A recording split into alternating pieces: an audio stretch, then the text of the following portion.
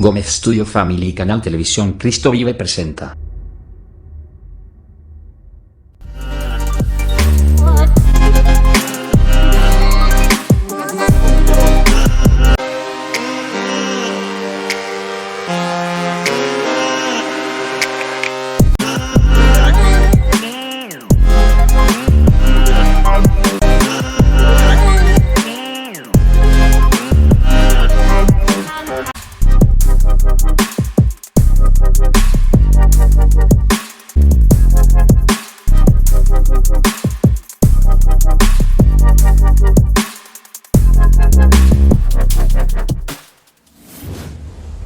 Gómez Studio Family y Canal Televisión Cristo Vive presenta.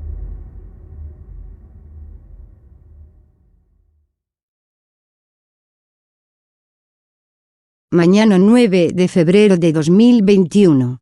Rodo despierta. No te lo pierda. 9 de febrero de 2021.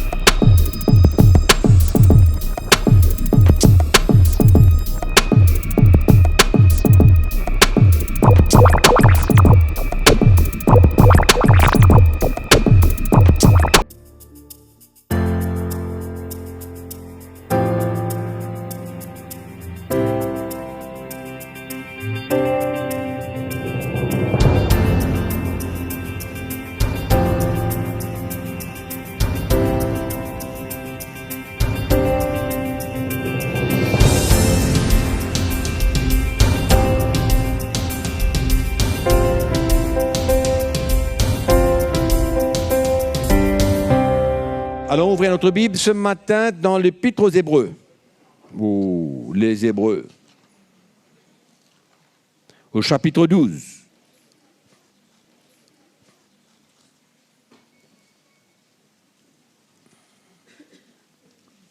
Nous allons lire à partir du verset 1. Nous écoutons l'Évangile et nous répondons à l'Évangile. N'est-ce pas?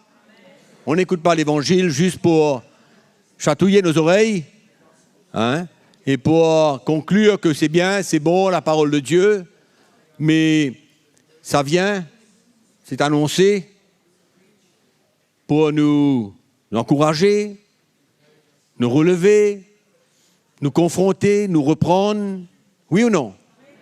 Et nous ramener sur un chemin qui est le chemin de la vie.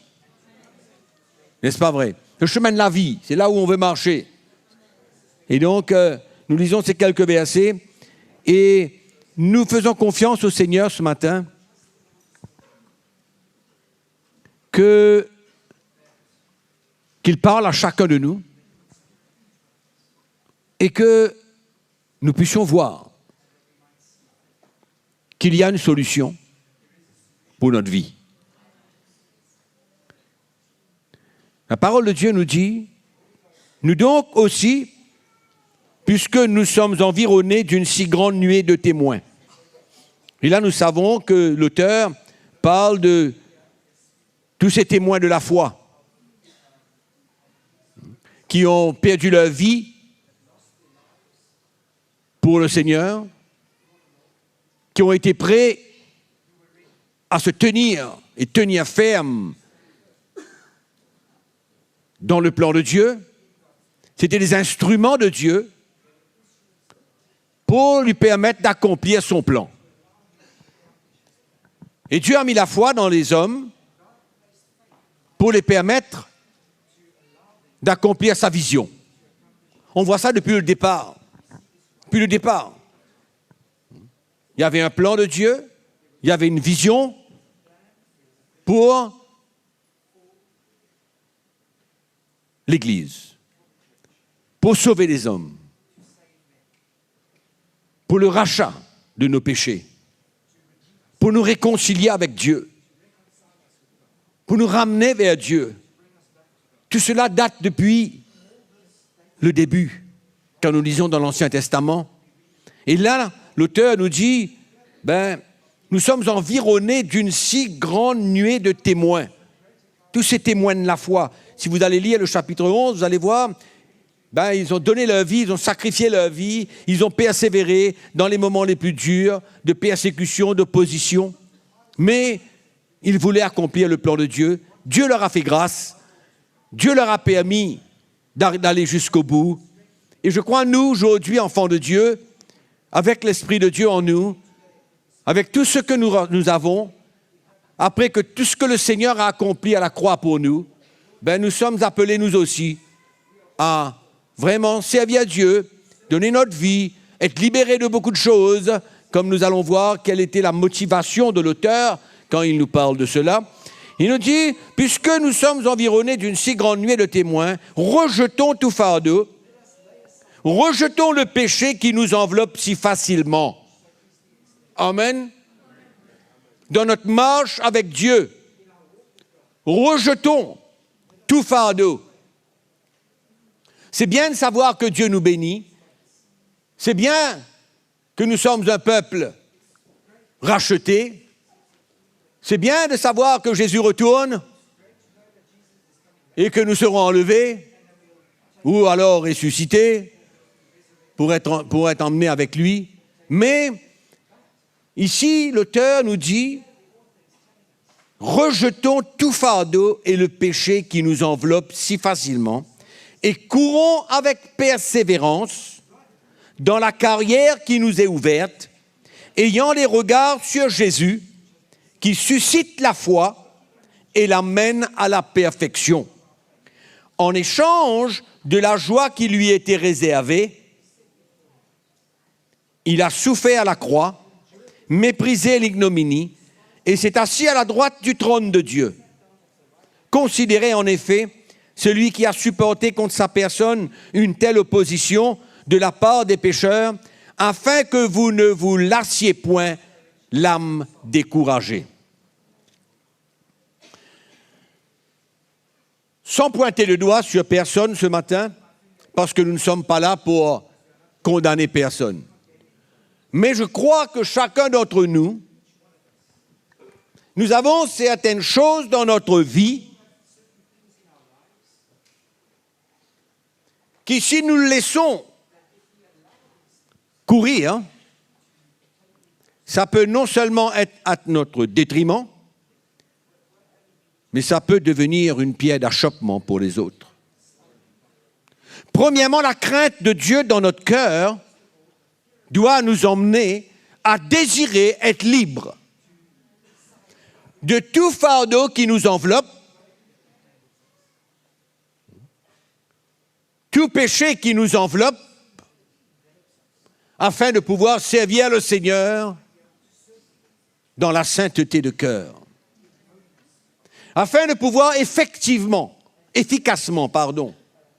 servir le Seigneur. Car il y a des choses dans notre vie que si ça persiste, ça devient un handicap.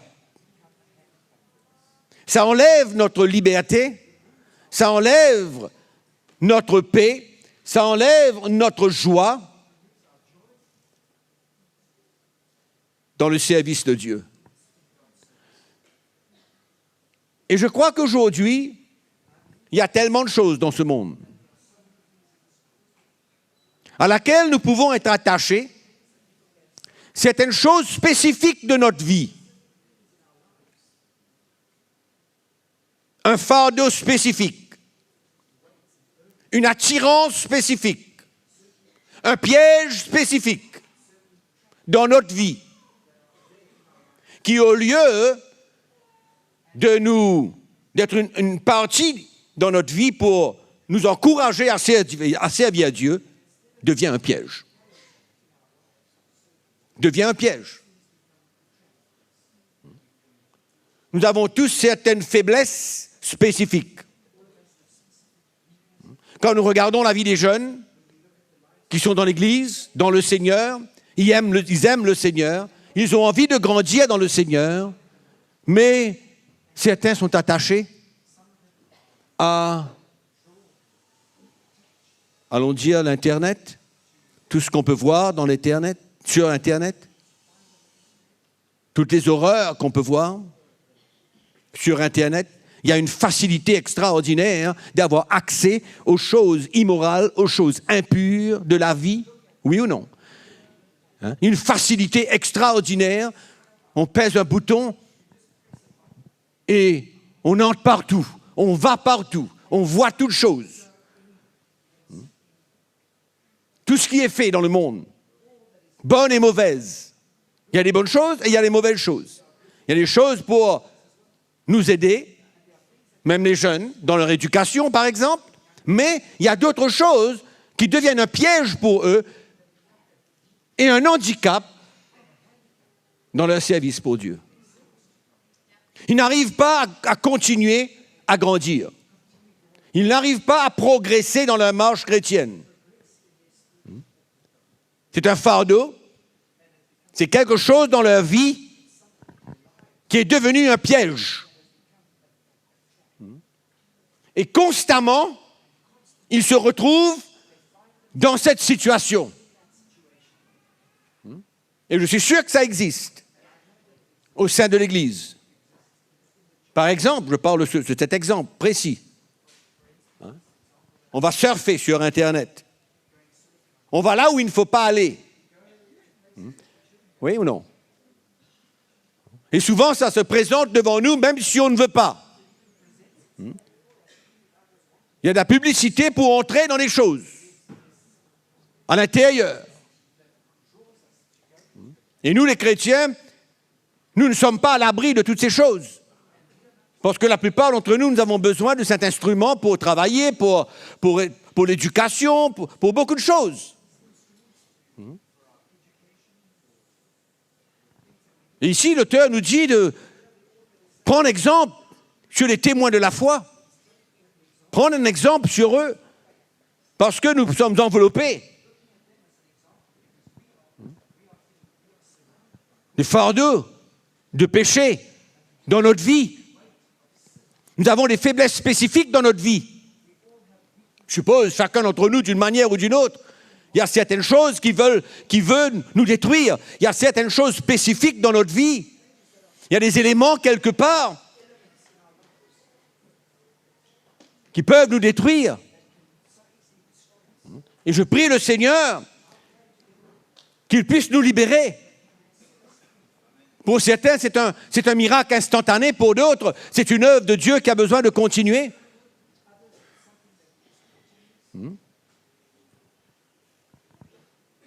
C'est un drame de voir les chrétiens détruire leur vie dans la recherche des choses immorales, impures, malsaines, à travers l'Internet. Ils sont en train d'écraser la jeunesse d'aujourd'hui. Et même pas seulement la jeunesse, mais tout le monde. Tout le monde. Et surtout, particulièrement les jeunes qui grandissent, qui se développent, qui se découvrent, qui arrivent à découvrir les choses de la vie, et qui s'attachent à ces choses-là. C'est comme un désir naturel en eux pour se pencher et aller découvrir des choses qui ne sont pas pour aider ni encourager notre marche avec Dieu. Au contraire, ça nous emmène à la condamnation, ça nous emmène à perdre notre joie, perdre notre paix. Et ça peut arriver même jusqu'à un moment donné, ça ne nous gêne plus. Ça ne nous gêne plus. Il n'y a plus aucun témoignage de l'esprit pour nous mettre en garde. C'est comme si ce sont des choses qui doivent former partie de notre vie de tous les jours. Et arriver à ce stade, mais mes frères et sœurs, ça devient vraiment dangereux d'arriver à ce stade. Mais nous ne sommes pas là. Nous parlons même de quelque chose en nous, de cette faiblesse en nous, qui est spécifique dans notre vie, que le Seigneur veut nous rendre libres.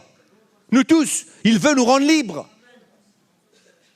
Ce n'est pas la peine de continuer avec des choses qui nous détruisent, des éléments dans notre vie qui ne nous aident pas. Et nous nous retrouvons à tomber et à retomber et à retomber et à retomber dans cette même faiblesse.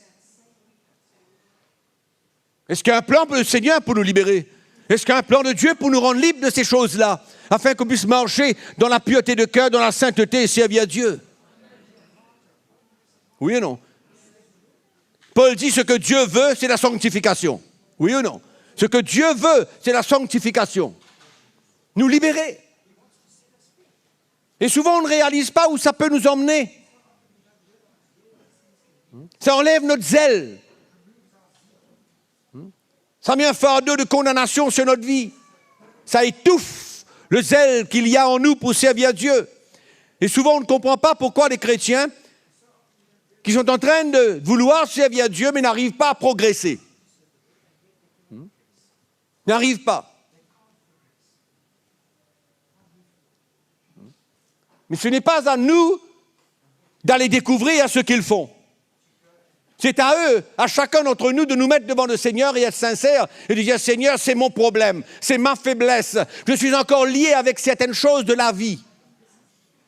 Et tu veux me libérer. Vous savez, mes frères et sœurs, nous ne sommes pas sous la loi. Non, ce n'est pas une histoire qu'on n'a pas le droit ou on a le droit. Ce n'est pas ça le problème. Non, nous ne sommes pas là. Mais je pense que l'Esprit de Dieu doit pouvoir nous laisser savoir dans notre cœur qu'est-ce qui est bon pour nous et qu'est-ce qui est mauvais pour nous. On est d'accord avec ça? Qu'est-ce qui est bon et qu'est-ce qui est mauvais? Ce n'est pas une loi qu'on doit mettre dans l'Église. Non, tu n'as pas le droit de faire ça, tu as le droit de faire ça, ça c'est bon, ça c'est pas bon. Non. Moi je sais dans mon cœur que le Seigneur m'a libéré de beaucoup de choses. Pourquoi? Parce que je sais que ce n'était pas bon pour moi. C'était à mon détriment. Il m'a libéré. Gloire à Dieu. Je ne vais pas retourner en arrière. Hein? Parce que maintenant je suis sous la grâce et que c'est permis pour moi de faire certaines choses. Hein? Vous comprenez ce que je dis? Ce n'est pas parce que nous sommes sous la grâce maintenant que je vais retourner aux choses que le Seigneur m'a libérées. Et que dans les temps modernes maintenant, on fait ça, on fait ça, on fait ça, on fait ça. Mais le Seigneur m'a libéré, il m'a libéré pour toujours. Il ne m'a pas libéré pour un temps. Il m'a libéré pour toujours. On est d'accord, oui. Et mais je crois que pour nous tous qui sommes là ce matin, ce n'est pas un point, ce n'est pas un moment où nous avons besoin d'être découragés, de se sentir condamnés. Mais je crois que c'est un moment où le Seigneur veut nous aider. Il veut nous aider à sortir de notre trou, de ce piège de l'ennemi, qui est en train de détruire beaucoup de chrétiens. Nous sommes appelés à le servir. Et pourquoi il y a certains qui n'arrivent pas à servir Dieu? Pourquoi il y a certains qui n'arrivent pas à répondre à cet appel de Dieu? Par exemple, ils ont un témoignage dans leur cœur qu'ils veulent servir Dieu, de par l'évangile qu'ils entendent. Ils le savent, ils lisent la parole de Dieu, mais ils n'arrivent pas. Ils sont bloqués, handicapés, paralysés. Et on se demande pourquoi souvent. Où est le problème? Ce n'est pas à moi, et je le répète, ni à personne d'aller questionner, d'aller essayer de rentrer dans la vie des gens. Ce n'est pas ça le point. Je crois que Dieu veut parler à chacun de nos cœurs et nous emmener à être responsables personnellement devant lui. Et si on a besoin de l'aide, on cherche de l'aide. Il n'y a aucun problème à cela. Mais on est sincère devant Dieu. Il y a beaucoup de jeunes chrétiens qui sont liés avec l'Internet. Ouais. Et qui rentrent là où il ne faut pas. Est-ce que le Seigneur veut vous libérer ou non? Ou vous voulez continuer à vous asseoir à l'église et simplement louer le Seigneur et adorer le Seigneur et faire comme si que rien ne se passe? Que tout est bon. Tant qu'il y a de la repentance, ça va. Bien sûr. Mais moi, je crois que le Seigneur veut nous les rendre libres. Moi, je crois qu'il y a un point, il y a la puissance de Dieu pour nous rendre libres. Et ne pas avoir à retourner sur le même point, le même point, le même point, le même point jusqu'à notre mort. On est d'accord? C'est vrai ou pas? Il a le pouvoir de nous rendre libres.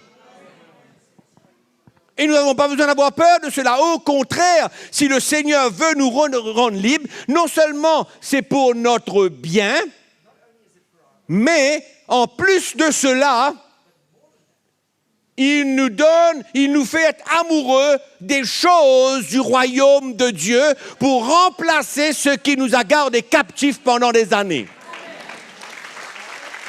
Amen ou non? Oui. C'est pourquoi il ne faut pas avoir peur d'être libéré et de se dire, ah ben, je vais manquer ce morceau-là. Mais c'est un morceau que tu n'as pas besoin de vivre. C'est quelque chose qui n'est pas bon pour toi. Hein? C'est pourquoi nous avons besoin d'ouvrir notre cœur ce matin et de dire, Seigneur, voilà mon problème, il est là. Il est là mon problème. Je n'ai pas honte de le dire, il est là mon problème. Devant le Seigneur.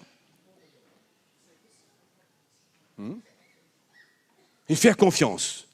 Et dire, Seigneur, je viens pour être libre. Je viens pour que tu brises cette chaîne. Je viens afin que désormais, d'aujourd'hui, je tourne la page à ce fardeau qui m'enveloppe.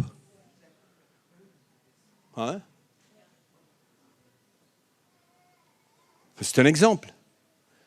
Mais je crois que chacun d'entre nous, nous avons un élément dans notre vie que nous aimons. Ou 2, ou 3, ou 4, ou 5. Hein? Personne n'est parfait. Oui ou non? Personne n'est parfait. Mais le Seigneur est là pour nous rendre libres.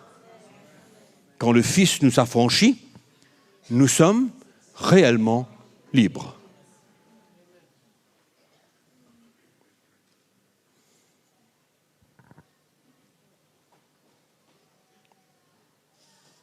On a la foi que notre Dieu est capable de nous libérer. Amen. De nous libérer. Il ne faut pas... Vous savez, dans les derniers temps, là, il y a des problèmes, il y a des choses qui vont se passer dans l'Église qui sont extraordinaires, que peut-être nous n'arrivons pas à comprendre. Il y a une séparation qui se fait. Il y a une séparation qui se fait entre une Église charnelle complètement, qui se donne à n'importe quoi, qui fait n'importe quoi, hein, dans le monde. Une Église dans le monde. Hein. Il y a une séparation qui se fait. Et c'est là où le chrétien a besoin d'être très avisé. Afin de ne pas nous laisser influencer par une drôle de liberté qui existe dans une Église qui n'est pas prête à vivre selon le Seigneur.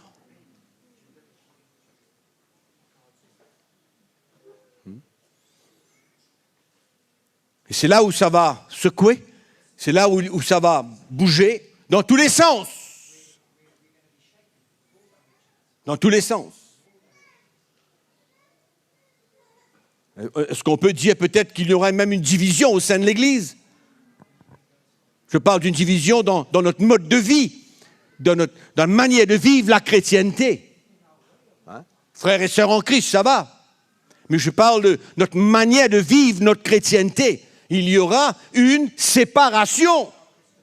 Parce qu'on ne peut pas mélanger toutes choses ensemble. Je ne peux pas prendre ce qui existe dans une église charnelle et venir mélanger ça avec une église qui veut marcher dans la sainteté de cœur. On ne peut pas venir mélanger les deux. Allons prendre un petit exemple très très simple. Hein? Puisque c'est quelque chose qui a pénétré l'Église, c'est là, c'est dans l'esprit, c'est ce qui est en train de gérer l'Église de Jésus-Christ aujourd'hui dans le monde. C'est cette recherche de biens matériels. La recherche de biens matériels est un piège. Je parle de la recherche de biens matériels pour moi. On peut faire la différence? La recherche des biens matériels pour soi-même. Et la parole de Dieu nous enseigne que cela s'appelle la cupidité. Non? La cupidité. Et c'est dangereux. C'est dangereux. Et il y a beaucoup de chrétiens qui sont dans cet état d'esprit, cet état de cœur. Une recherche de biens matériels. Hein? Nous n'allons pas parler là-dessus parce que c'est long, mais c'est un piège.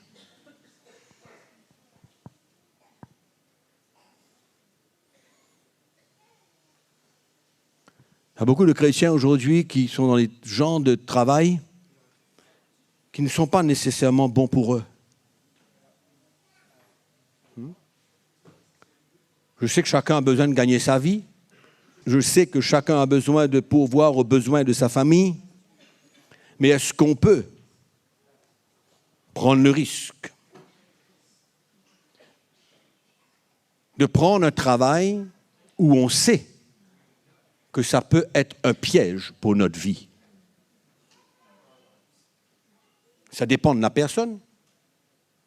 Oui ou non? Ça dépend.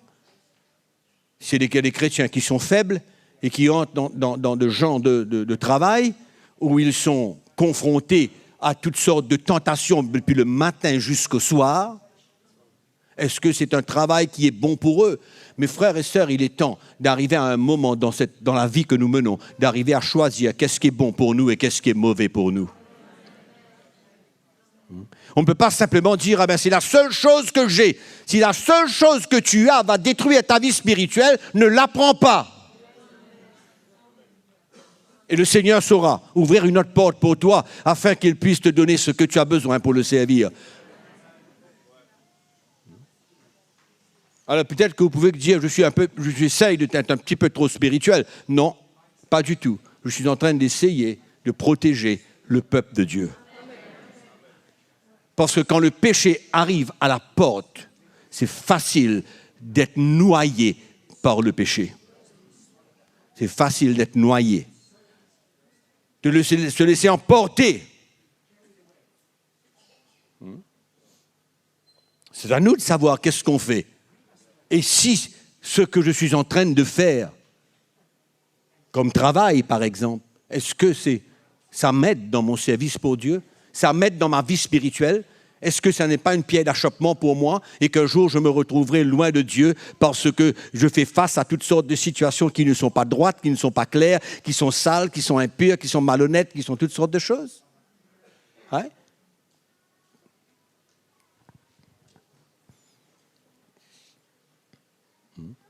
C'est vrai ou non? Ouais.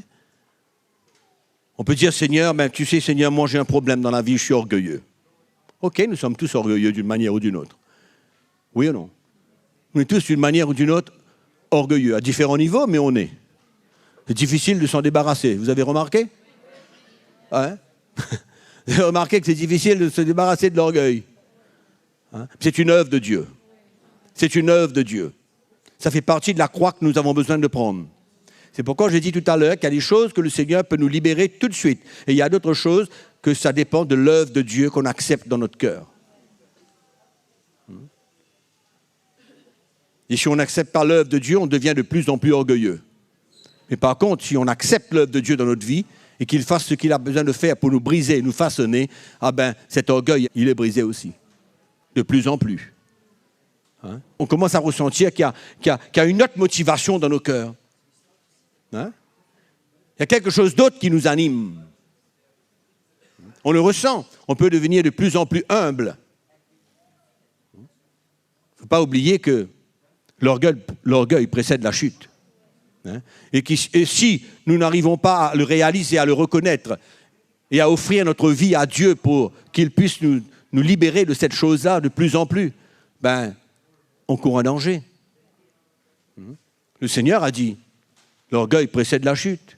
Il faut faire attention. Hein? Il faut laisser le Seigneur, permettre au Seigneur de toucher ces points-là. Hein? C'est quoi la chute? Ça peut être n'importe quoi. N'importe quoi. Hein? Se sentir plus grand. D'avoir cette jouissance, si on peut dire entre guillemets, que Dieu se sert de nous, que Dieu se sert de quelqu'un. Et on est orgueilleux. Au lieu de reconnaître que c'est Dieu qui agit à travers quelqu'un et que toute la gloire doit lui revenir. Et chacun de nous, où est-ce que nous sommes? Nos fréquentations. Nos fréquentations. Et souvent, on croit que on peut fréquenter n'importe qui parce que Dieu nous emmène quelque part pour briller. Ah oui, c'est vrai, il n'y a pas de problème. Je n'ai pas aucun doute ça, que nous sommes appelés à aller n'importe où Dieu nous envoie. J'ai aucun doute, n'importe où Dieu nous envoie, aller porter l'évangile, aller briller pour le Seigneur, aller partager la bonne nouvelle de Jésus-Christ. Je n'ai aucun doute à cela. C'est parce que je parle. Il y a une différence entre ça et aimer la compagnie des moqueurs, la compagnie des pécheurs. Il y a une différence entre les deux. D'accord? Et c'est là où nous avons besoin de mettre un terme à ce genre de fréquentation. Nous sommes appelés à vivre dans la famille de Dieu. Nous sommes appelés à construire des relations avec la famille de Dieu, nos frères et nos sœurs. Amen. Chacun a besoin de savoir dans son cœur où il est. Où il est. Quelle est sa priorité? Quel est son attachement? Quels sont ses liens? Il n'y a pas de problème d'aller où Dieu nous envoie. Il n'y a aucun problème. On comprend ce que je dis? Hein? C'est différent. C'est différent que de s'attacher et d'avoir un lien avec les gens qui peuvent devenir un instrument pour notre chute. Et c'est extraordinaire parce que le moment où nous sommes dans la présence des gens qui ne connaissent pas Dieu, ils ont une qualité de vie qui peuvent nous influencer. Ça s'appelle le compromis. Ça s'appelle le compromis. Hein? Ça s'appelle le retourner à des choses que le Seigneur m'a libéré. Hein? On comprend ce que je dis? C'est pourquoi nous avons besoin de choisir nos amis, choisir ceux avec qui nous vivons.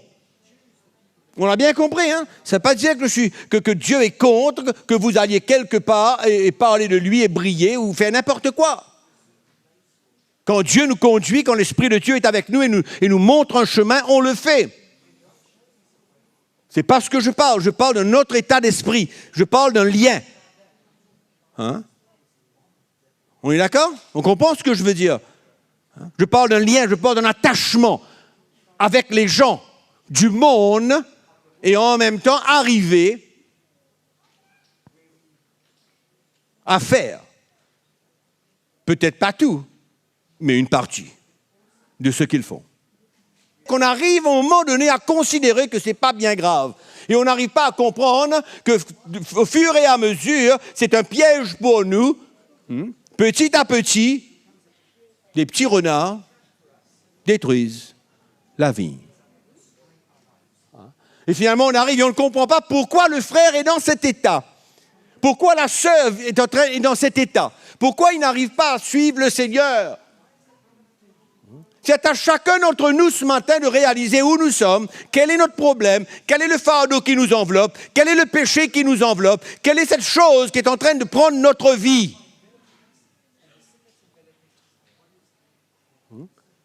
Et que nous pouvons identifier cette chose et demander à Dieu de nous libérer. Dans la sincérité de cœur, dans une repentance, et de dire, Seigneur, maintenant tu me libères de cette chose, je ne veux plus entendre parler de ça. Je ne veux plus m'identifier à cette chose. Je ne veux plus participer à ces choses-là.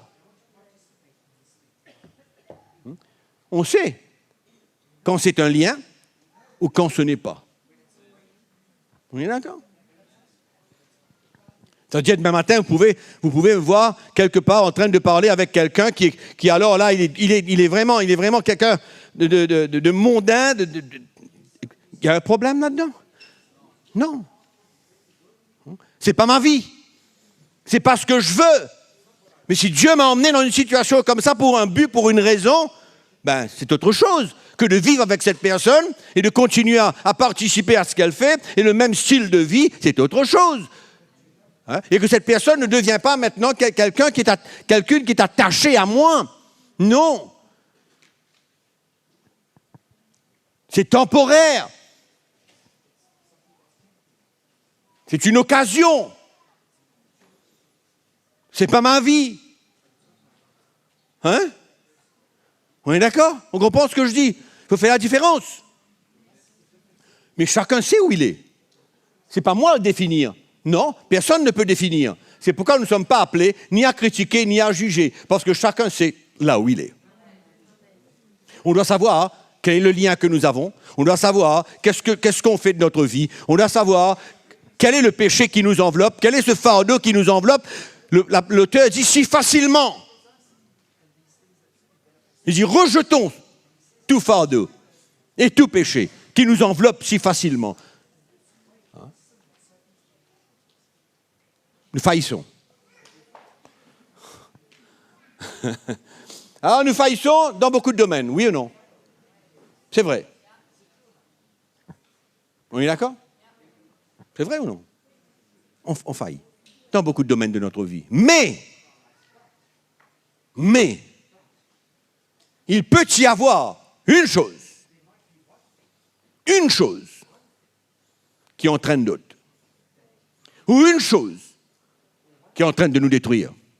Ou une chose qui est en train d'étouffer ce que Dieu est en train de faire dans notre vie. Une chose qui est en train de nous rendre secs pour Dieu. Une chose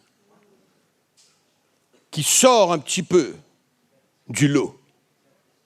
Que nous pouvons, chacun de nous, personnellement identifier dans chacune de notre vie.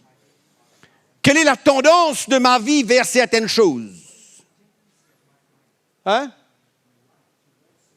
Ouais.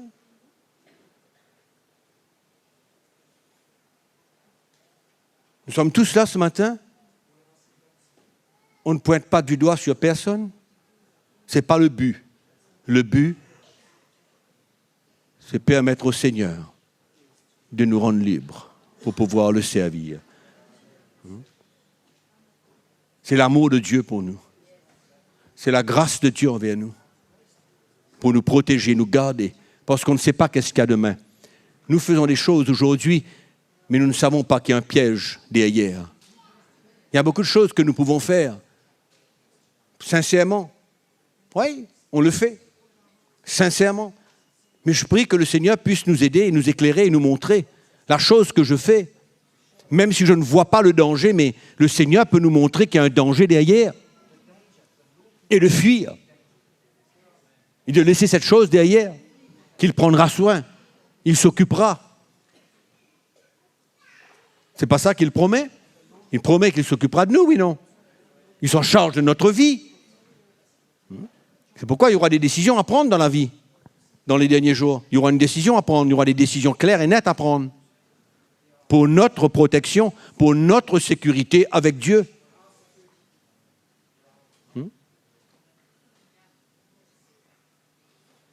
Donc chacun a son problème. On ne va pas les énumérer tous, mais chacun a son problème. Chacun sait où il tombe le plus souvent possible. Non? Les jeunes, là, vous êtes d'accord? Et chacun d'entre nous. Chacun son état avec le Seigneur. Pour qu'il puisse nous libérer. Pour qu'il puisse nous rendre libres. C'est ça que nous voulons. C'est ça que Dieu veut. Et c'est ça la parole du Seigneur ce matin pour nous.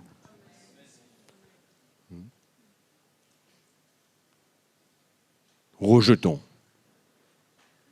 tout fardeau et tout péché qui nous enveloppe si facilement et tournons nos regards vers Jésus, qui est l'auteur et le consommateur de notre foi.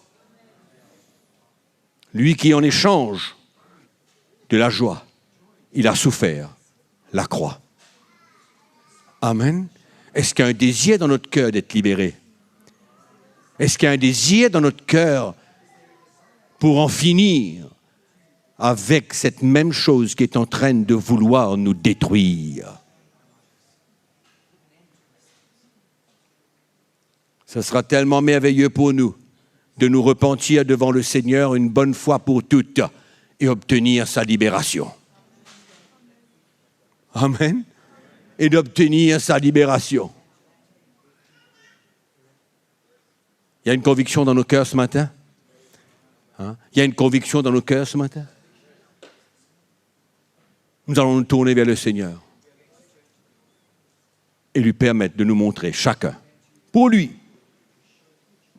là où il est, le piège dans lequel il est, l'action répétée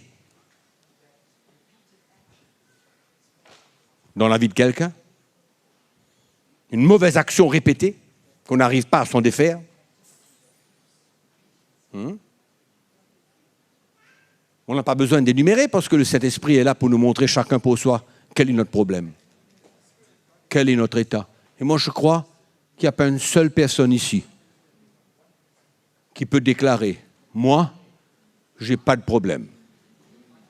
Moi, je suis clair et net. Priez-vous. Moi, je suis clair. » Je crois que c'est suffisant pour que le Saint-Esprit puisse parler à notre cœur ce matin et que nous sortons ici sans fardeau, sans poids, sans condamnation et se sentir libre. Parce que tout ce qui s'attache à nous est un fardeau. Tout ce qui est parti de notre vie qui n'est pas de Dieu devient un fardeau. Amen. Nous sommes appelés à briller, mes frères et sœurs. Nous sommes appelés à être libres. Et nous allons crier à Dieu ce matin, nous tous, afin qu'il nous touche. Et que nous mettons devant lui cette chose qui n'est pas de lui, qui est en train de nous emmener à nous éloigner de Dieu. Il y a une raison. Il y a une raison. Il y a une raison pourquoi un chrétien devient tiède.